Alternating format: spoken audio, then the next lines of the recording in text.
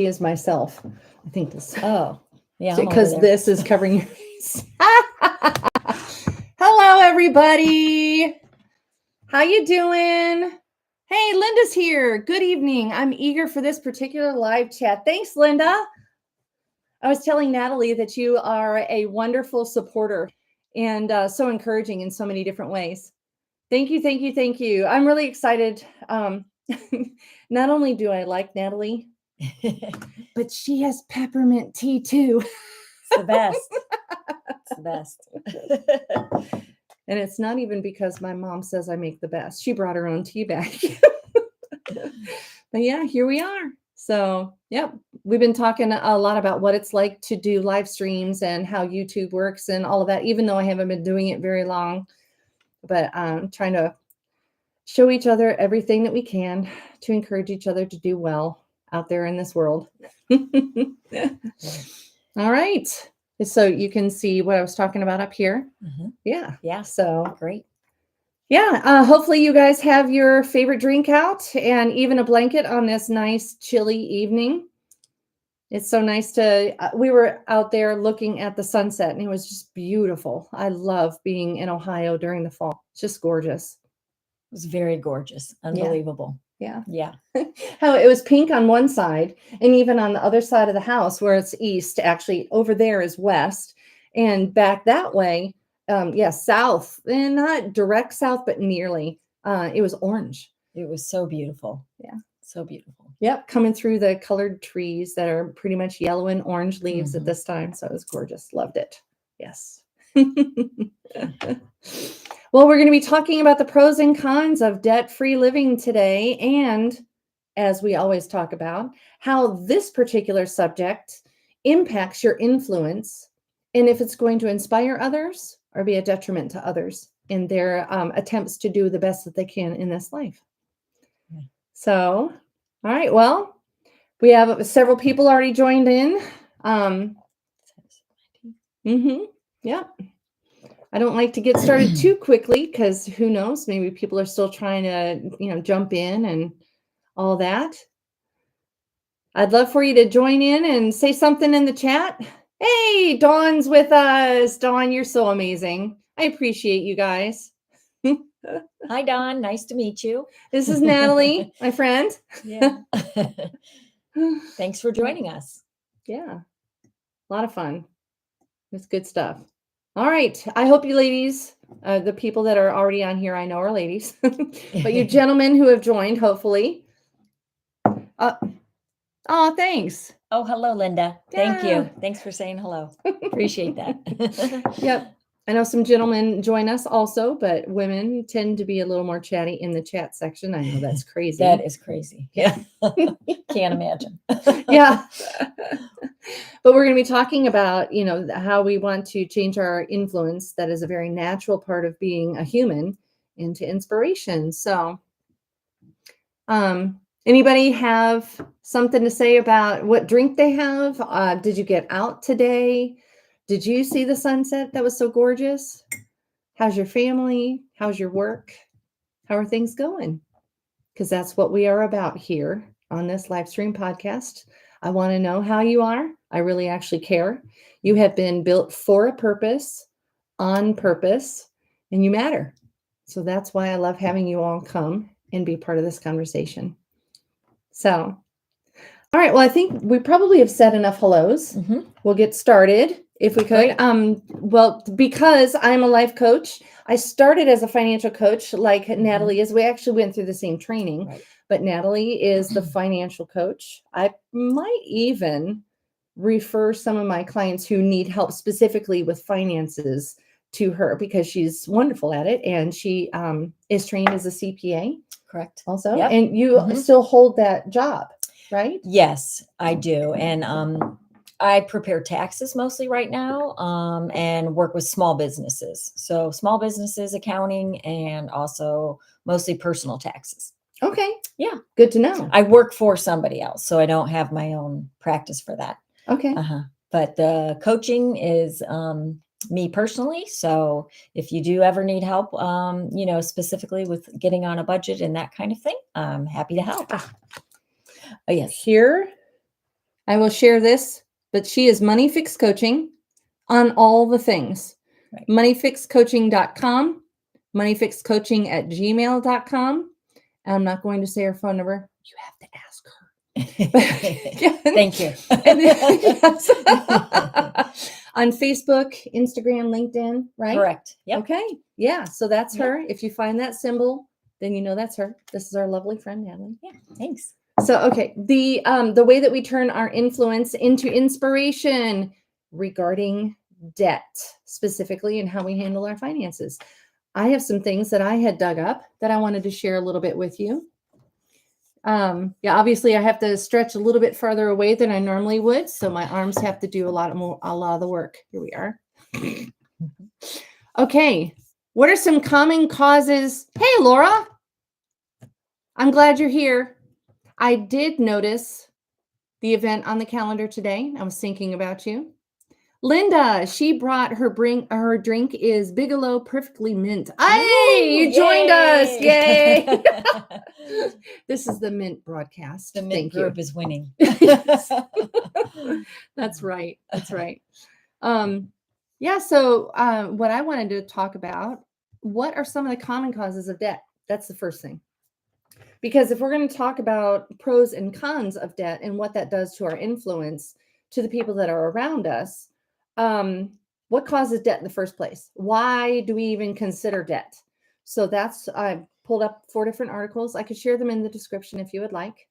Just remembered that I was supposed to send you, Linda, a picture of the front of that book that I was talking about earlier today. Need to send it to Jeff too. Anyway, okay, so debt. Help me remember, Linda. That's why I said that to the World Wide Web.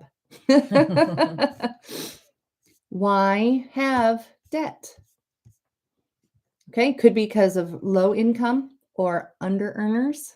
We talked about that a little bit in one of the previous podcasts. Does that inspire people? Does that bring other people up? Not usually.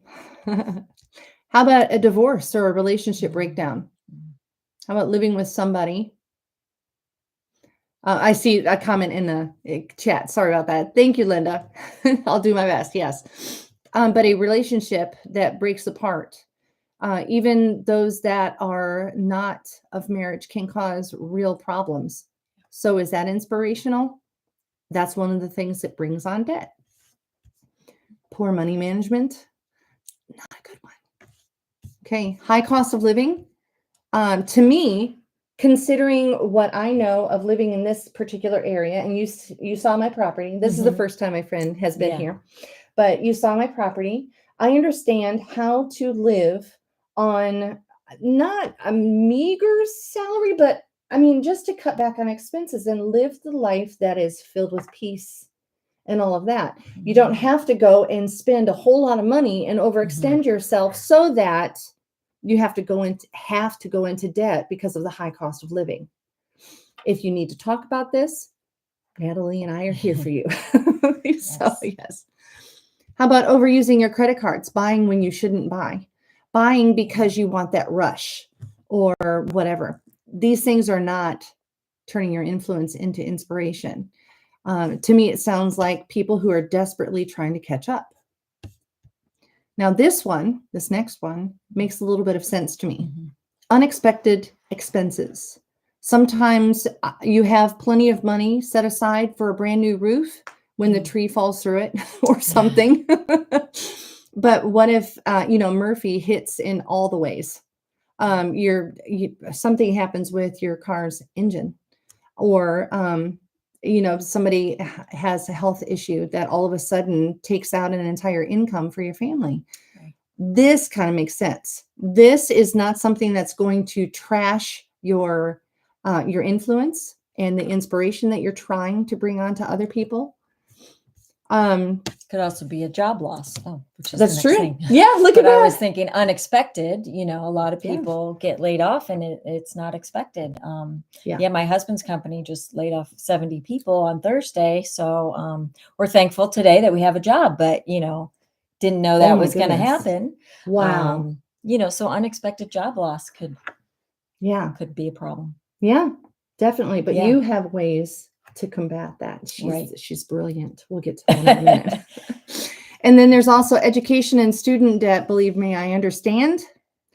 Yes, we'll talk about that another time. But yes, living beyond your means, not having a budget, just planning to have that buffer in every one of those 6 dimensions of health and wellness. It's very important, right? So you have a budget, you have a plan, and then lack of emergency fund or savings. Right. That is the space that you need to create within your finances. So this is not supposed to be a tricky conversation at all. This isn't anybody getting slammed. This isn't this is not an anti-debt talk, but we are just discussing what does it do to your life, good or bad, when you have debt and how much debt, right? Okay. So anybody have any thoughts that they want to share regarding finances or anything yet? Okay, Linda, student debt can be living beyond our means, perhaps. Yes, I agree. Yes. I remember my dad, his family that he came from was not even blue collar. They lived in subsidized housing. His dad had run off on them and caused real problems. One of his siblings had passed away. It was just a very, very difficult thing. Of course, he was born in 1932, so you can imagine what life was like back then. But student loan wasn't a thing, was not a thing. And he ended up going through school, working 3 jobs, and getting his doctor of medicine. So internal medicine degree. He paid for everything as he went along. But this is the thing. At the very beginning, he was packed and ready the night before he was supposed to leave for the University of Toledo in Ohio. And he didn't have the money, but he knew that he was supposed to go. And so he was like, I'm just going to go and trust this is going to work out. Well, a gentleman from his church community, who was a physician, apologized the next morning that he hadn't gotten to him that day, that my dad was already packing and getting ready to leave the next morning. He said, I wanted to catch you. Here's the money for your first semester. Wow. What? So it does take a lot of work, a lot of planning, sometimes leaning on others. But yeah, student loan, that's the kind of thing we're talking about. Oh, yeah. Linda, right. Choosing an expensive private school. That's another thing. Yeah. That we were taught in our training. Go to a state school. Nobody cares. Right. The first 2 years or so when you're just doing gen ed credits, no reason not to go to a community college. Yeah. Save a lot of money, and they have really come along in the past, multiple years. You can get just as good as an education. Absolutely. Yeah. One of the conversations I was in this morning was talking about how in your bachelor years, it's shocking how easy those courses are compared to high school. It feels like they're not even as hard as high school. So going to a community college is not, some people, they put a stigma on it. Right. There's no stigma anymore. People are getting wise. They're smart.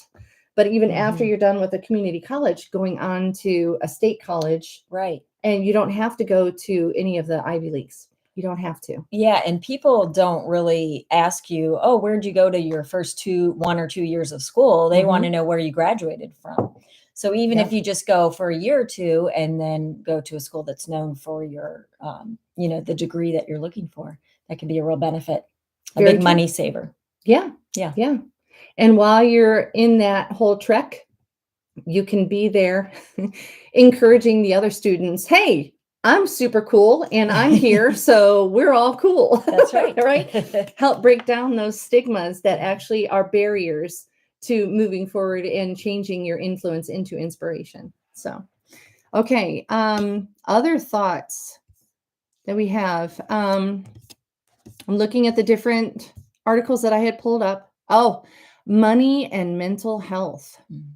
This is, it purports to be a study that they did. I'm not sure about if it was peer reviewed or how scientifically they did their did the study or whatever. Anyway, but they did take some information in, and this is in Britain. It says, our research shows that in England alone, over 1.5 million people are experiencing both problem debt and mental health problems. Then they go on from there to talk about, well, is it the debt that's causing mental issues? Now, remember, mental issues aren't just schizophrenia. They're also depression or any of the anxiety, those kinds of things that actually are a detriment to your life. Those all count. So it's very reasonable to think that problem debt and being overwhelmed by the finances that are not in order properly causing, they're not just correlated, but causing mental issues. So then it did say later on that 46% of the people in problem debt, half of the people with problem debt have mental health problem. Let that sit in. Okay, then, well, does mental health cause financial problems? It says that actually 18% of people with mental health problems have problem debt. Now, I'm wondering, when I think about that, maybe they're considering those people who are also institutionalized for mental health issues. Because you can't say those people with depression and anxiety only here. Right. They're saying mental health in general. So that's interesting. Where it's such a strong correlation, at least people with problem debt having mental health issues. Yeah. So, yeah. Makes sense. Yeah. All right. Yeah, Linda has a good point there. What'd she say? About college is not for everyone, right? And I would agree with that 100%.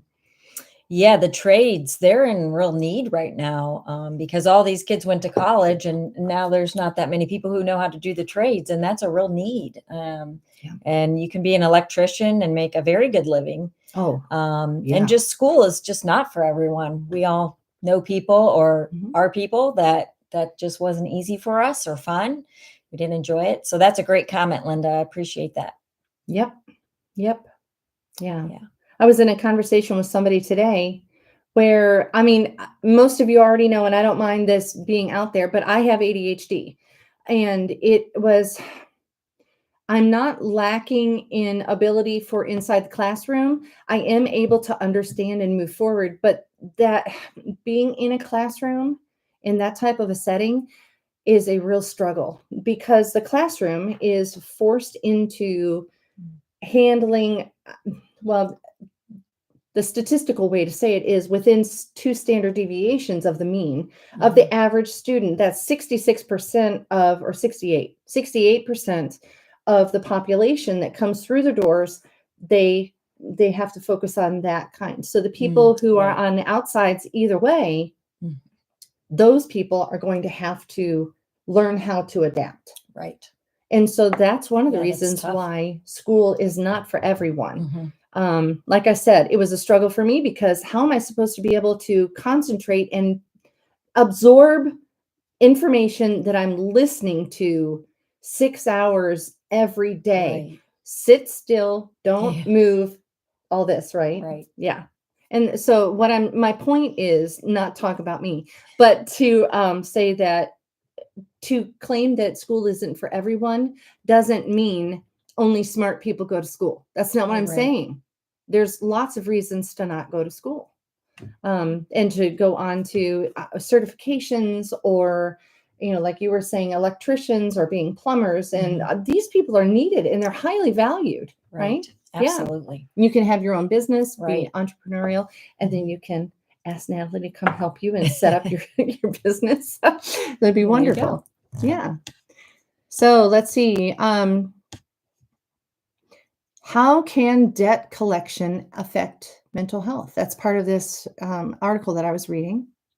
Our research found that people who were on the receiving end of higher frequency or blah, blah, blah from their creditors, like you're picking up the phone a lot because people kept calling you, give me my money, you owe us money, How long is it going to take you to pay back? When's your next paycheck? How much are you going to give us? Can you pay it in full today? Okay. Then you just stop answering the phone because you're too overwhelmed. You know? So yeah, just like the ostrich. All right. Just pretend that it's not out there. Stick your head. Yeah. That's awesome. That's not healthy. Yeah. Right. But the people who got lots and lots of calls from creditors were more likely to have a negative impact on their mental health. Well, I think that's obvious. Yeah. But still, that, in the article goes on from there. So how do we handle debt? I know Dave Ramsey, where we got our training as financial coaches, he was talking about when he went to school. I forget, he got his bachelor's. It wasn't accounting. I think it was business. Finance, I think. Was it finance? Okay. The professors trained them to use debt to advance their businesses. Yeah, absolutely. I remember him saying that. Yeah. Yeah. What was that story about he was working in some office somewhere as a young guy, like in his maybe mid-20s, maybe, might even been younger than that. But this farmer came in with big overalls and everything. I can't remember exactly what it was that this farmer was purchasing. It may have been land. Yeah. Something like that. But he pulled out this big wad of cash from his overalls and put it on the desk. And Dave Ramsey, in his young person brilliance, he's like, "What are you doing that for? Don't you know that you should be using debt to get ahead? This is what we need you to do." And the farmer, he just leans back. He goes, "You went to college, didn't you?" So it's pretty funny. Right. The wisdom that we have from just college education. Right. But anyway, okay. Yes, right, Linda. Yeah, the electricians, plumbers, a lot of time, well, almost all the time, they get paid better than teachers. Yeah. Yeah. Our kids met, and that's how we met. Right. Going to private Christian college prep, elementary school through high school. And even those teachers, I wouldn't think that they were making in the 60s. Oh, no. No, not anywhere near. Yeah. Yeah. Yeah. So, yeah. And I also know a plumber who has owned his own business for a while, and he'll go through phases where he has several people working under him. And then phases when, it's a smaller company. So that's okay. Things just wax and wane, whatever. But he makes he does really well. Much, much better than those dedicated teachers. Yeah. It's hard on the teachers. Yes, it is. Especially when they have to put up with the kids and the parents. The parents, yeah. That's the worst. Yes. Right. Well, anyway, I don't want to talk this entire time. Natalie has some ideas that she wanted to share with us about specifically the pros and cons of debt. Now, that's her thing. And then we talk about how it changes the influence from the life coach. Okay? Yeah. All right. So, she did ask me to ask you at the beginning of this. Now, I want you to go back in your mind. Maybe you want to get your pen and paper out for this. However you want to do it, go back in your mind to your childhood. Now, take just a second. Remember what the house is like, what it smelled like. You were little. You were a kid. This is not being an adult. We want to go way, way, way back. Okay? So think about some of your earliest memories about money or possessions. How are possessions handled? What did you hear people saying about money? What feelings did it bring up in you? Or what was the tension or peace or excitement in the voices that were sharing these thoughts with you? This is what we want to consider. So please be thinking about that. And hopefully this is something that you'd be willing to share in the chat as we keep going. But remember this and try to attend to that while we're talking about the pros and cons that Natalie's going to share with us. Okay, Okay, great. Yeah. So we'll start with the cons. The cons of debt-free living, which is a little hard for me to comprehend. So I'll say it in another way. The benefits of living with debt. So we'll talk about just a couple points. financial insights, like when debt makes more sense than cash. So kind of what we were just talking about, a lot of people like to leverage debt to get ahead. And it's basically a math problem. So, the math makes more sense. So say, for example, you were going to buy a car and you had the money. Say you had the money in a savings account and it was earning like 4% interest. And you could get a car loan for just 2% interest. So if you take the car loan, then you're ahead 2%. So that would be one argument for using debt. Yeah. And then on those same kind of lines, a lot of people feel like, say you were going to buy a house, and say you really want to get in the house because you know that property goes up in value, generally speaking. There was 2008, 2009 when the market went down and the housing market crashed particularly. Yeah. But generally over the past 100 years or so, property values have gone up. Yeah. And so, people are anxious to get into a house, and now there's loans where, 0 to 5% down, and you get in that house. So you want to leverage that so you can get in earlier. And then you hope that in the long run, you gain value in your asset and your house. Yeah. So that would be one reason that people would find it beneficial to have debt. I've lived here. I signed for a mortgage when I got this house. I couldn't go without. I love this house, and it has been such a benefit and a blessing to so many people. Yeah. But in just the little more than 4 years that I've lived here, the value of this house and the property has increased $75,000. Wow. So I can understand why people would think, well, of course that's good. Right. And I don't think that there are very many people that would say that a mortgage is bad debt. Right. That's an interesting topic. Right. Yeah. What's bad debt versus what's good debt? And is there such a thing? Is there such a thing? Right. I'll be quiet and listen to the expert. Okay. No, that's good. Good. So one of my favorite points is a benefit of living with debt is that delayed gratification is not fun. It's not fun to have to save and wait to get something you want. Yeah. It's way more fun to just get it today. Yes, it is. Use debt, a credit card or another type of debt and get what you want today. Yeah. Because who wants to put all those kids back in the minivan and come back after payday because it's right here, right now. Exactly. I can just pay for it when I get the credit or the paycheck. Right. Take care of it later or, not worry about it today. Yeah. I have heard some people say they prefer living with debt because if you have money in a savings account, that interest is taxable. And so some people just, they don't want to pay any more taxes than they have to. So they look at that as a negative thing. It's kind of a stretch, but it is a stretch because I remember in Financial Peace University, which is Dave Ramsey's product. Right. Though, how many is it? 6 sessions that you go 9, through? I think. 9. Yeah. Oh, it's been a little while. Yeah. Anyway, 9. One of the sessions, he talks about the ridiculousness of that particular thing because he lays out the math. Right. And I actually meant to ask you if you would like to co-host a Financial Peace University sometime. Okay. We'll have to talk about that. Yeah. But anyway, it was really interesting.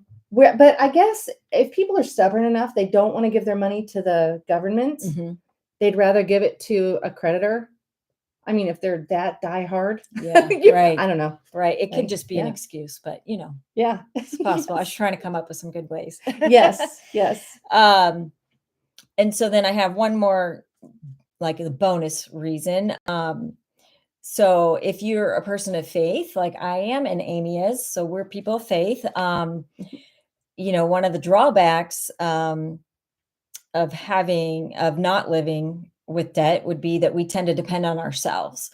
So as a person of faith, we want to depend on God to provide for us, but sometimes we can just depend on ourselves or a savings account or, and not lean in on God and trust him for what he wants for us and will provide for us. Well, there's a bit of self-sufficiency.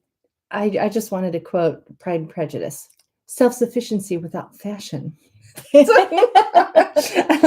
But there is something very good about being even part of a community where you don't go out and you buy all your own things all the time and you provide for yourself completely.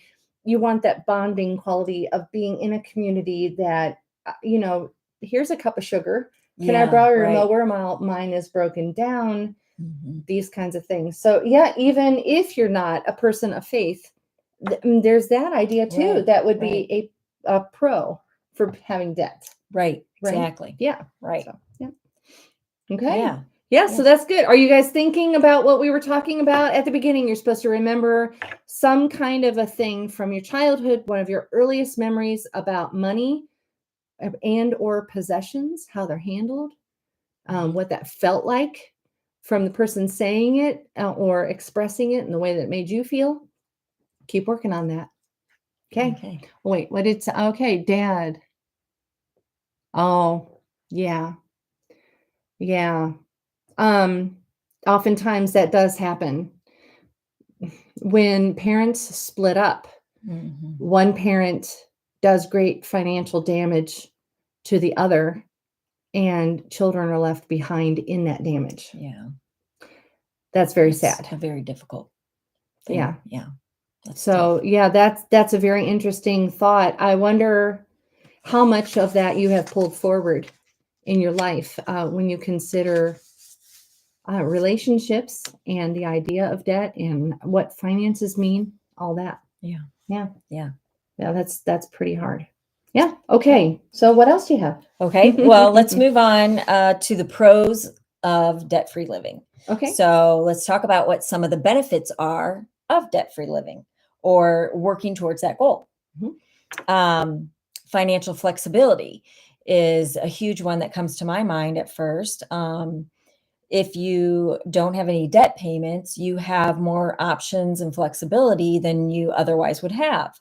And for an example, about 2 years ago, I had a great job. I loved my job, but it was really hard and I was really tired.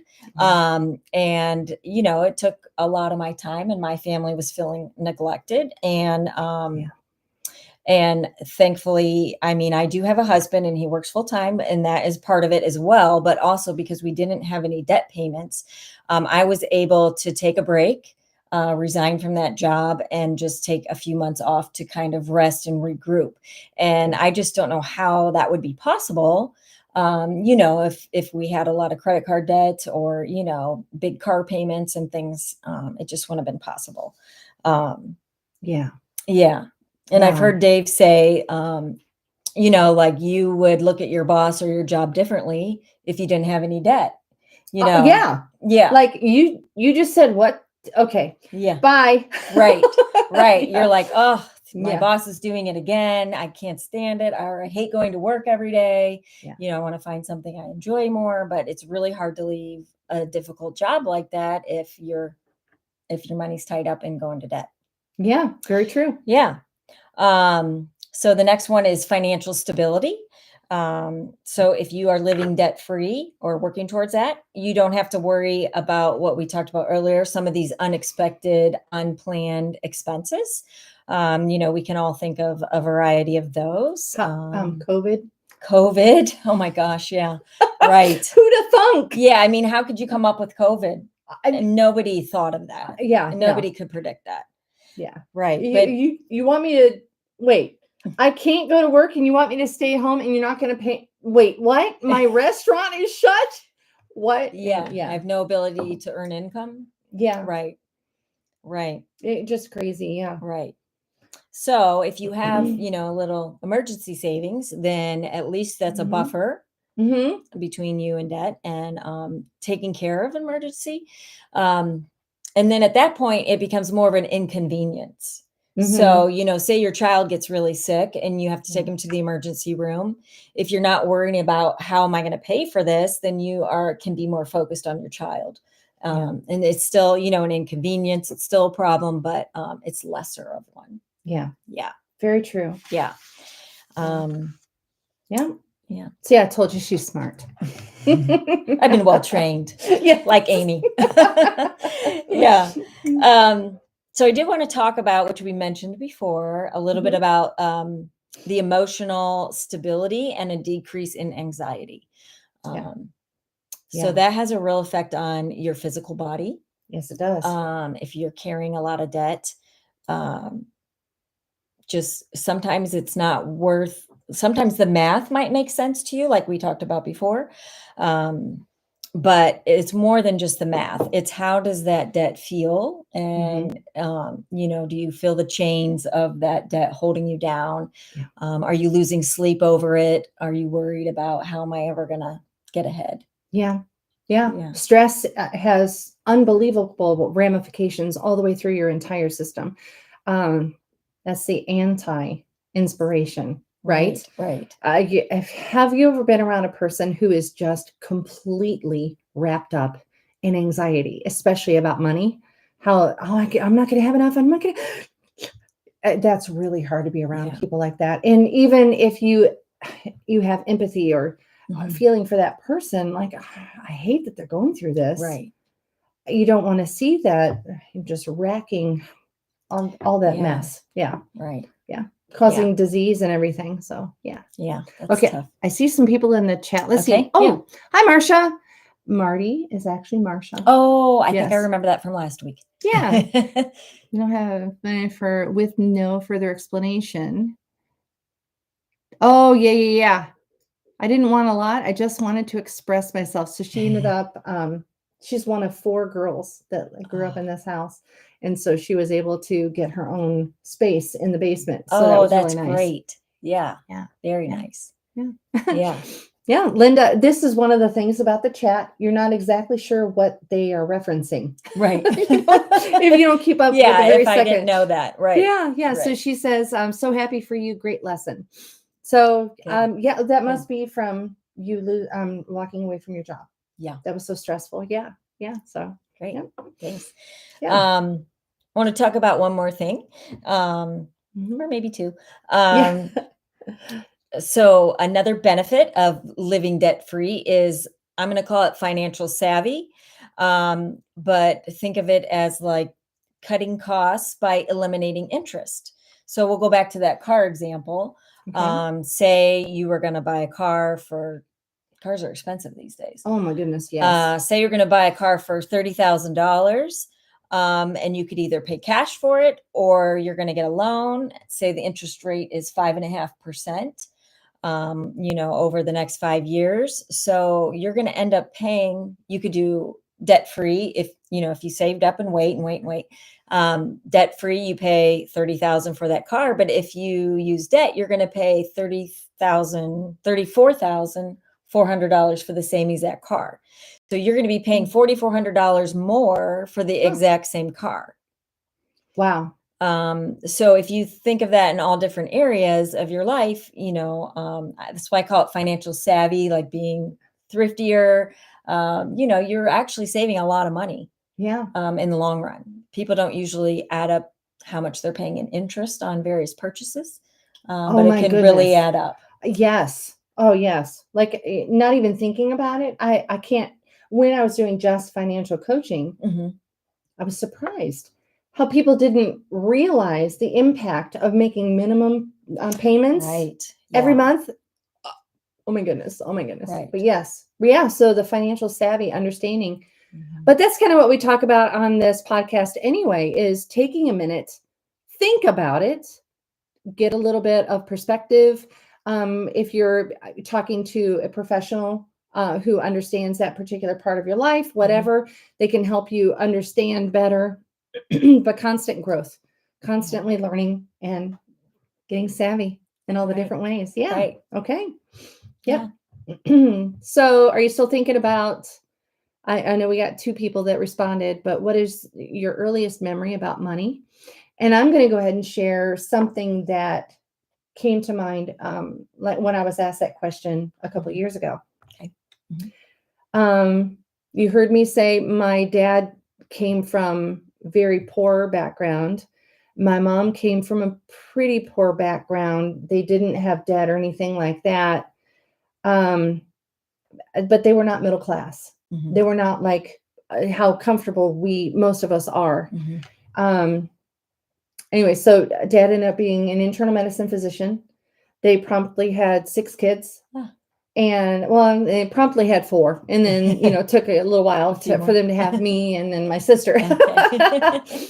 But I remember as like somewhere early teens, maybe mid-teens, they had car payments, 2 cars. They have all these kids. Dad's Right. always gone. Makes sense. 2 Right. cars. I get it. They would run their cars till they were humpties, like barely able to make it 3 miles down the road to get to the grocery store. But we had a dishwasher. Laura, maybe you remember this, but a dishwasher that was not bringing water in, but it would work otherwise. So what I had to do, because it was my job as the oldest girl, I had to wash all the dishes by hand, put them in the dishwasher, put buckets of water into the dishwasher, close it, and run it Oh, so that it wow. would be sterilized. Oh, wow. That's one of my first memories. Wow. This is how Wow. hard we work to keep things maintained so we don't have to buy a new one because I don't know, debt or standard of living or what. That's one of my first memories. I don't know how much that's, I mean, I told you a story before we got onto the live stream where it makes sense, right? But until you stop and you think about these things and get savvy. Anyway. All right. So Dawn said something. Okay. Yeah. You remember picking up on this stressful feeling of not having enough. Yeah. We were talking about under earners kind of recently and the scarcity mindset. Unfortunately, the camera was very blurry. I went back to edit that video so I could repost it. I'm going to have to remake that video, unfortunately, sometime soon. But that's the thing where you can gain a scarcity mindset where can't like in, you know, I can't not work. I can't not work 80 hours a week. I can't let anything go. I have to have credit cards. Don't you understand, Natalie? I have to have credit cards. How else am I going to be able to protect myself from being that little kid, vulnerable and without the things that I need? Right. Yeah, it's a really scary spot. Yeah. So being a financial coach, as she is, I bet you there are some ways that you help people, if they choose, to work toward at least less debt, if not debt free. Right. How would you recommend a person would do that? Yeah. Yeah, I'm glad you asked. Yeah. So, you know, there's a few steps that make sense to follow and that have been proven. Millions of people have used steps to get to this place. And the very first step, we might call it baby step 0, is creating a budget. So we had mentioned that before, but sometimes I don't like to use the word budget. So I like spending plan better.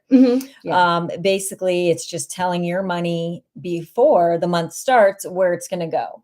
So, you know, starting to write down all you're going to bring in the month and all that's going to go out and where specifically it's going to go out. So that's it's not too scary, really, if you just look at it that way. Just you're telling your money where it should go. So you start with the budget. Well, how do you set up a budget? Yeah. I used to have people ask me that when I was doing just financial budgeting or sorry, coaching. Yeah. So, I mean, there's a variety of ways that you can do it. You know, pen and paper work good, pencil, paper, calculator, spreadsheet. I am an accountant. I love spreadsheets. Yes. And they calculate for you. So that's nice. And now there's a variety of apps. So, you know, if you're not into the paper, pencil, spreadsheet, you're more a techie person, you might want to prefer to use an app. And then like the most important part, once you have your budget set, is actually tracking and keeping track of where you're spending money. Because until you become intentional with it, you probably don't realize how much you're spending on things, especially things like groceries or eating out, or those variable expenses that aren't the same every month. So it's really important to keep track of every penny you spend and put it in the categories compare that to your budget. Yeah. So that's the best way to get started. That sounds like a really scary proposition. Mm-hmm. How do you want me to track every single penny I spend? Yeah. No, stop, slow down. It's easy. Okay. It's not nearly as difficult as you think it is. Just take, I mean, what would you, even half an hour a week total? Yeah. I mean, I hear people say that if you do it every day, like end Mhm. of the day, 90 seconds, 90 Perfect. seconds every day, keep track, record in whichever system you're using, where you spent money that day. Yeah. So, I mean, you can't really say you can't find 90 seconds, I don't think. Yeah. Well, In your no, day. Yeah. no. Yeah. I mean, it's about creating new habits, Mhm. and some people like to do it once a week. Some people I like to do it every day. I like to do it the second. I probably do it several Well, times a yeah, day. you don't want to have to go back and think, oh, shoot, Yeah. what was that again? Right. Yeah. So, different personalities, different things. I do have a very close friend who's very good at this stuff, and she does it every Saturday. So, Okay. that's All her right. system. Basically, find a system that works for you. Exactly. As long as you're consistent, it's okay. Exactly. Yeah. Right. Consistency. Yeah. And then, so the next step would be creating that emergency fund that we talked about. People have different ideas about how much you should have. And if you're really focused on getting out of debt, you want to just start with a small emergency fund, Mhm. like a starter emergency fund, $1,000, maybe 1,500. And that's just going to be a little buffer Mhm. to help you when the next emergency hits, say the brakes go out, and yeah. you got to take care of that. And if you can do it with your little starter emergency fund, then you don't go into debt. Perfect. Yeah. Love it. Okay. Yeah. Yeah. So, How do you guys feel about if Murphy were to come knocking, how much do you think that you should have in your emergency savings? I know some people they start with just $250. That's yeah. all they can do right now because it's just so tight. And then Mhm. some people, when I gave my 2-week notice, which ended up being a 5-week notice for my job because I was going to go into full-time financial coaching, and I was also bringing my mom into my house and all, big, huge switch over. I really, truly had 6 months worth of money sitting there Mhm. so that I knew that I could do that. And I considered that emergency savings. And I knew that that was going to be okay. It was like the scaled back version of 6 months. Right. So if I had 3 different incomes, like the financial coaching, my mom's social security, and then also this money that was sitting there, 2 of those things that have to go out before I was in trouble. Yeah. So it's diversification. And for me, the 6 months was imperative. Right. Right. But that's not true for everybody. So it can be a varying thing. Natalie can help you figure out how much you should and what's reasonable. Yeah. Because it's all about reasonable and consistency. And it's personal for everybody and their situation. So, yeah, absolutely. Yeah. Yeah. And so if you're ready to hit your debt and, really start getting after it, we recommend the debt snowball, which is just starting with the lowest balance first. So you would list all your debts out, starting with the lowest balance. Don't even look at the interest rate. Write down your minimum payments on all of them. You're going to make the minimum payments on all of them. But then the smallest one, you're going to go ahead and just any extra money that you can put towards it, you do that one. And then once it's done, you've had this sense of accomplishment and you're like, yes, I got that one out of the way. I feel so good. I'm on a roll. Yeah. So then the snowball starts rolling and you move to the next one and you use the money you were putting on the first one and add it to the second one. And then the snowball gets bigger and bigger as you go down. Yeah. Yeah. I can't believe I didn't even think it's a neon green poster board that I had all of my debts when I went through this. Yeah. Talk about baby step 0. I couldn't even, this was after my divorce and I wasn't homeless, but wow, that was a really, really rough time. I couldn't even afford to pay all the minimums. Okay. On everything. So if you're in that bad of a situation, I know Natalie can absolutely help you through this. But the way that I handled that was the smallest debt. I mean, I had them listed the way that she's talking about, smallest total balance all the way to the largest total balance. And I paid off the smallest one I could. as quickly as I could and try to figure out, okay, who's screaming mad, Yeah. handle that. But then once you get that one paid off, however you're able to do it, Mhm. nothing illegal, please. Right. But then you can feel like, hey, I'm paying everybody something this every Right. month. It's Mhm. even getting to that stage Right. is so encouraging. And one thing I did, and I didn't think about this before, but the influence that I was having with all these, like my kids were still teenagers when I was sort of ish, whatever, when I was going through this entire process. And so people were coming and going a lot, Mhm. especially teens, young adults, because they were hanging out. Right. They saw my gigantic neon poster board. Yeah. And one of the guys who was there, he was like, "What's PIF?" It's like, wait, what? What are you talking? PIF, PIF, PIF. What's that? Paid in full. Oh, yay. So I was able to inspire him. Like, Yeah. look, as an adult with all these responsibilities, Right. I can encourage you. Don't ever get in debt unless you absolutely have to. But these are the things that you can do. I was able to Right. spread encouragement. Right. So Yeah. that's good. I love the visual. A Yes. chart's often helpful. Mhm. And I also like to encourage people, if you're in, a tough situation with debt, to run to your creditors. Don't run away from them. Oh, yeah. Yeah.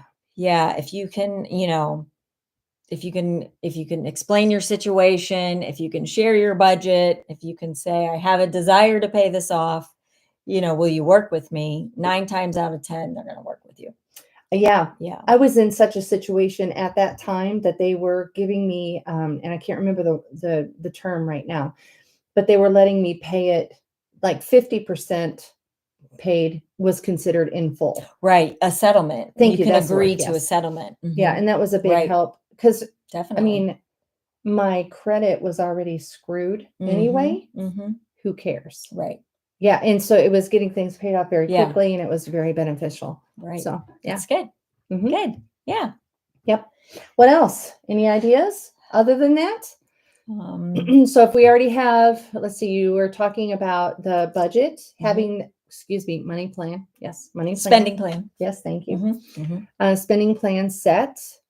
Then tracking if you're, one thing I used to tell people, by the way, when they were sitting down to do their spending plan, trying to say the right words, I would tell them to pull their credit from all 3 Yeah. places. Yep. You can get an annual, this is the way that it Mhm. was anyway. You can get It a free still is. copy Mhm. in the mail, or you can download it. Depends Mhm. on which one and whichever way you choose, but it's free. And it covers you never know. Identity theft Right. can be considered that way. Mhm. You can look to see if there's anything that snuck its way on there on your Mhm. credit that says that you owe it. You can challenge it, Right. whatever. And then also going back, I used to tell people, go back 3 months in your checking account, savings account, whatever bank accounts you had, to take the average of groceries, average Mhm. of the utilities. Mhm. How much did you spend going out to eat? Right. All of that kind of thing. Right. And that's the way that we would set up their budget Mhm. at first. Right. Is there any way that you would tweak that idea? I love that idea. I think that's great. And I just also want to encourage anybody that's thinking about trying to do a budget for the first time. It really takes 3 months Mhm. to kind of get a feel for it, get in the habit of it. Yeah. Yeah, and it changes every month. Some people, like when they're new to spending plans and budgetings, they think they have to just do it one time and then that's going to be it. But you can change it every month. So, somebody's birthday's coming up this month. Mhm. And so you just adjust for that. Yeah. You can change it every month for what is happening that month. Yeah. Like in a couple of months, we have Christmas coming. Yeah. Who's going Right. to use debt and who's going to use cash? Right. And who's going to make things? I'm so proud of my daughter. She already told everybody a few weeks ago. She has 4 kids. Wow. And the oldest one is only 6.5. So Wow. things. And she said she sent out this text to my ex-husband and his wife, and me, and then the rest of the siblings with their significant others and all of that, said, hey, I hope you guys don't mind, but I'm making gifts this year. I love you, care about you, but we're so close to being, moving forward in finances and everything. So go, Stephanie. It's really wise. Wonderful. Really wise. Yes. Proud of her. Yeah, thank you. So Yeah. How are you going to handle Christmas? Get creative. Yes. Yeah. I think we're missing some of the stuff in the chat here. Yep. Linda. Okay, she's saying a 40-year-old relative of hers is just beginning the snowball thing. He and his wife are on the same page now. That's amazing. Yeah, we didn't even talk about that. Right, we didn't. It saves marriages. Being able to work together, and the way that one person kind of takes the helm, right? Right.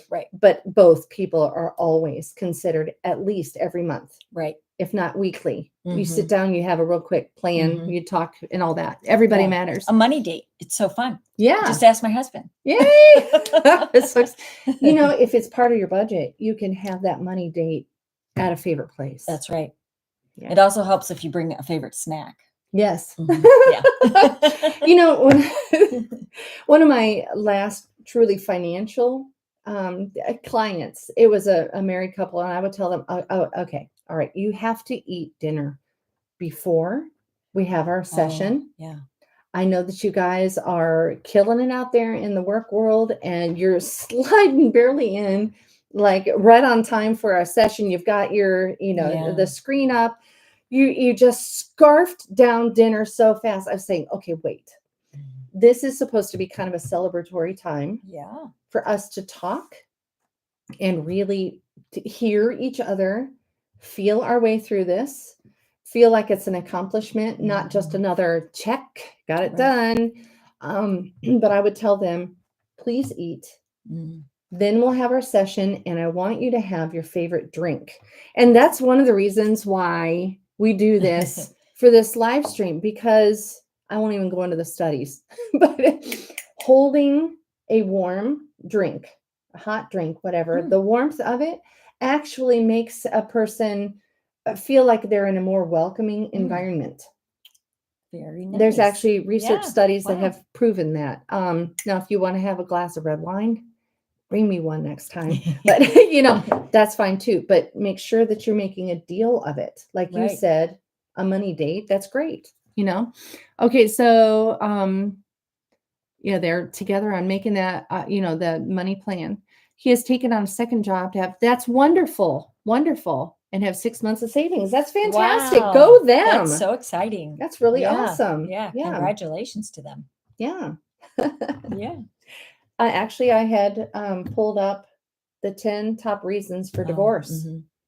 And I had opted to not say anything, but thank you, Linda, because you brought this up. But according to marriage.com, the reasons for divorce, the top 10 reasons why marriages fail. The first one, infidelity. Don't mess around. Okay, that's easy. All right. Second one, trouble with finances. That, to me, there's a couple ways to think about that. Trying to fill your needs by keeping up with the Joneses, as they say. Trying to, the financial abuse, the financial infidelity. Right.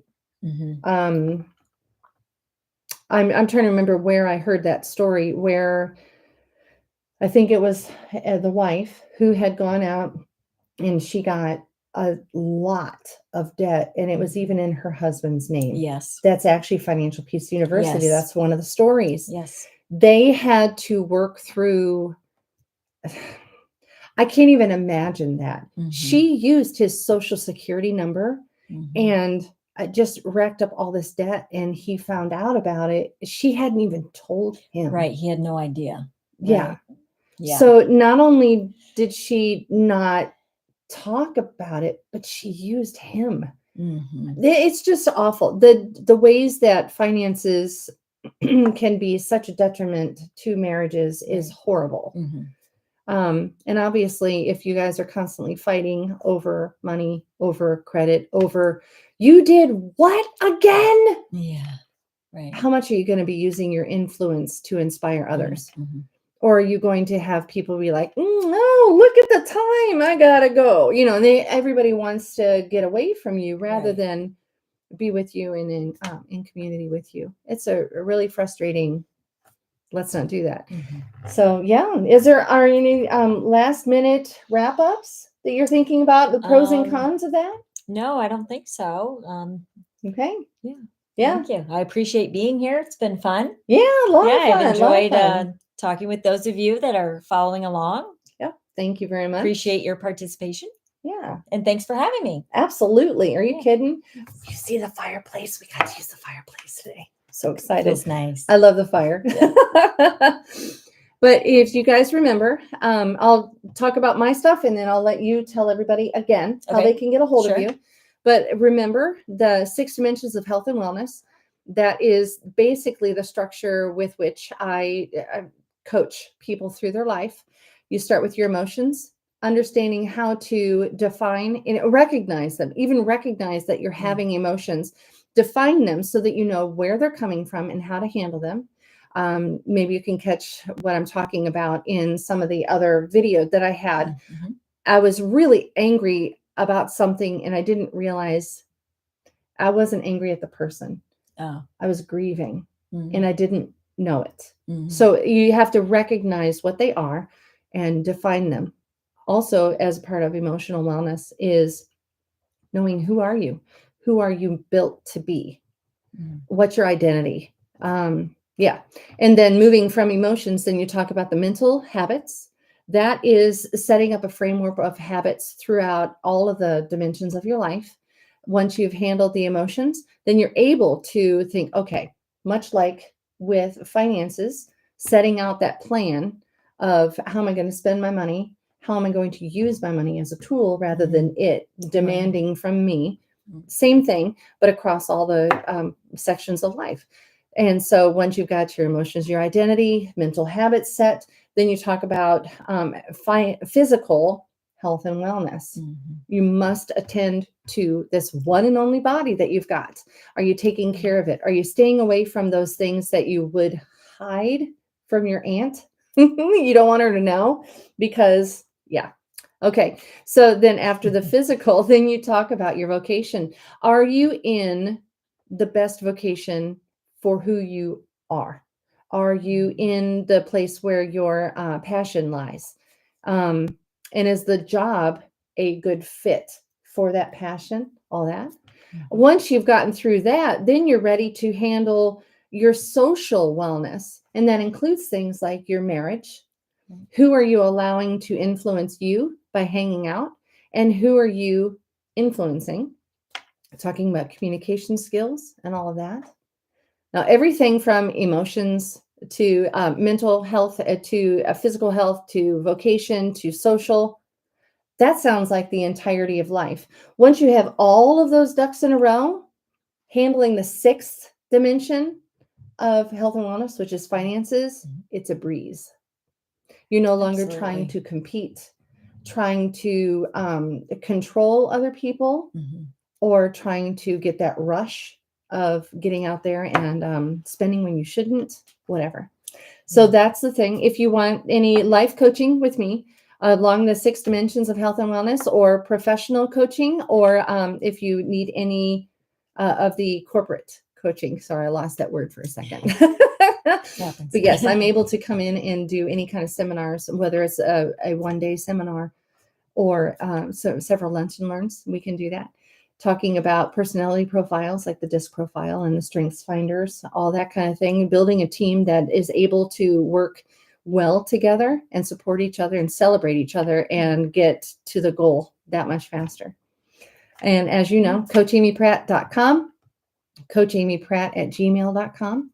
All the wonderful things. And obviously, every Sunday night, 7:30, please join the live stream podcast where we use our influence to inspire others and make the world that much better of a place just by us being here and being intentional. Okay. That's and great. Here's your card. Yes. You want to tell them about that again? Yeah. I can show. Yeah, Here's show them that. Yeah. You can see your face. I'm Money Fix Coaching. And you can find me on Facebook, Instagram. I have website, moneyfixcoaching.com. And that's my email as well, moneyfixcoaching@gmail.com. I'd love to hear from you if you have questions. I do offer a free consultation, which is just a little bit of time to talk and see if I would be a good fit for you to help you in your situation, or if not, I can help you get to the right person. Yeah. So, because personalities matter. right. You're going to be vulnerable in these sessions. So yeah, when you're Right. getting ready to accept help. Yeah. Yeah. And sometimes you might need more of a financial planner, or maybe you need a therapist or a life coach, so I love helping people get whatever help that they need. Thank you. Yeah, really great. appreciate it. Yeah. She brought up a good point, but we don't have time to talk about it. The difference between a financial coach and a financial planner. Big difference. Big, big, big difference. But thank you so much for joining us. Really appreciate you all. I hope that you're doing well. And I hope to see you next Sunday, 7:30. All right. Bye. Bye.